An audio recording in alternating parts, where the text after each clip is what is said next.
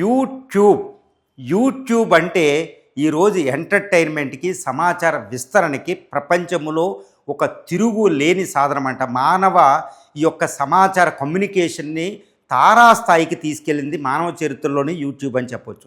YouTube మీద కొన్ని million influencers తన యొక్క జీవనోపాధిని కొనసాగిస్తున్నారు. ఎంతో ప్రచారం ఎన్నో బ్రాండ్లకి. ఇలాంటి యూట్యూబ్ అనే దానివల్ల ప్రజాస్వామ్యం పరిడవిల్తుందని చెప్పవచ్చు. ఎందుకంటే ఒక పెద్ద కమ్యూనికేషన్ శాటిలైట్ ఛానల్స్ ఇవి పెట్టాలి అంటే పెద్ద బడా పారిశ్రామికవేత్తలు ప్రభుత్వాలే పెట్టగలిగితే, కానీ యూట్యూబ్ వల్ల ఈరోజు చిన్న జర్నలిస్టులు కూడా ప్రచారాన్ని ఇన్ఫ్లుయెన్స్ చేస్తూ ప్రపంచానికి అందివ్వగలుగుతున్నారు. ఎంతో ఇన్కమ్. ఇప్పుడు ఇదే యూట్యూబ్ ఇంకా క్వాలిటీని పెంచడానికి ఎన్నో రూల్స్ చేంజ్ చేసేసింది.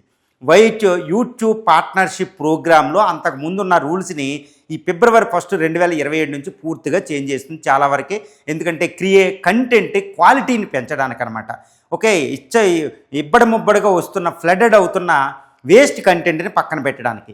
ఏంటి ఈ చేంజింగ్ రూల్స్ ఏంటంటే, ప్రస్తుతం యూట్యూబ్ పార్ట్నర్షిప్ ప్రోగ్రామ్కి ఉన్న నిబంధనలు ఏంటంటే 4000 గంటలు వాచింగ్ అవర్స్ రావాలి. 4000 గంటలు. ఈ 4000 గంటని 8000 గంటలకి పెంచింది. ఒకప్పుడున్న మ్యాండేటరీ 1000 సబ్స్క్రైబర్స్ అనేది చేంజ్ చేయలేదు, కానీ 4000 నుండి 8000 గంటలకు పెంచడం అంటే యూట్యూబ్ మానిటైజేషన్ అనేది చాలా కష్టమైపోతుంది. ప్రొలాంగ్డ్ పీరియడ్ అయిపోతుంది 365 రోజుల్లో. తర్వాత ఇంకొక నిబంధన ఏంటంటే 10 మిలియన్ షార్ట్ వ్యూస్ రావాలి. వ్యూవర్షిప్ 10 మిలియన్ రావాలి, అంటే 1 crore షార్ట్స్. కానీ ఇప్పుడు అది 90 రోజుల వ్యవధిలో 2,20 మిలియన్ వ్యూవర్షిప్ రావాలి.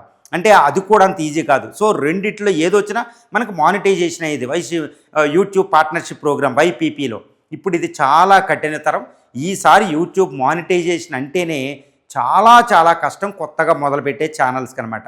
కాకపోతే ఇది ఒక ఎగ్జామ్షన్ ఏంటంటే గ్రాండ్ ఫాదర్ క్లాజ్ కింద వీటిని ఏంటంటే ఈ ఫిబ్రవరి 1, 2027 వరకు పొడిగించడం జరిగింది. అప్పుడు వరకు వెంటనే ఈ చేంజ్ అంటే ఇప్పుడు లోపు మానిటైజేషన్ అనికి వాటికి వర్తించవు. తర్వాత సూపర్ షార్ట్ అని ఇవన్నీ ఉండే అనమాట. దానికి మాత్రం 500, తర్వాత 3000 గంటలు 500 సబ్స్క్రిప్షన్, అది మార్చలేదు అనమాట.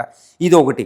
తర్వాత అంతకుముందు ఏంటంటే ఇప్పుడు ఇంకొక రూల్ ఒకటి వచ్చింది. ఇది కాస్త ఫేవర్ అని చెప్పవచ్చు. అదేంటి, ఇంతవరకు ఏంటంటే లాంగ్ వీడియోస్ని ఒక్క వ్యూ కింద కౌంటింగ్ చేయాలంటే మినిమం 30 సెకండ్స్ అది ప్లే అయ్యి ఉండాలి అటే పేజ్ దగ్గర, వ్యూవర్ దగ్గర.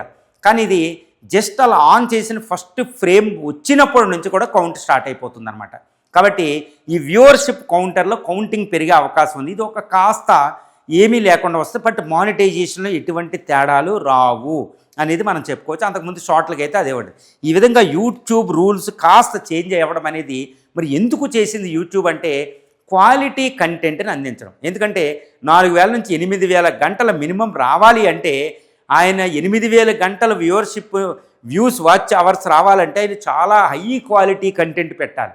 అంటే హై క్వాలిటీ కంటెంట్ ఉన్న వాళ్ళనే ఇందులోకి ప్రమోట్ చేయడం యూట్యూబ్కి అనేది మనం చెప్పొచ్చు. తర్వాత ఏఐ కంటెంట్ క్రియేటర్లు సింపుల్గా చేసేసి పెట్టేస్తున్నారు, మానిటైజేషన్ అయిపోతుంది. ఇప్పటిగా ఛానల్ వస్తుంది, క్వాలిటీ పడిపోతుంది కంటెంట్కి. కాకపోతే ఇప్పుడు ఏఐ కంటెంట్ కూడా కాస్త తగ్గించే ఏర్పాటు అనమాట. ఇది ఒక అద్భుతమైన చేంజ్. బట్ యూట్యూబ్ ఏది చేసినా ఏంటంటే ఈ యొక్క ప్రపంచ ప్రజాస్వామ్యానికి ఒక అద్భుతం యూట్యూబ్ అనేది మనం చెప్పగలుగుతాం.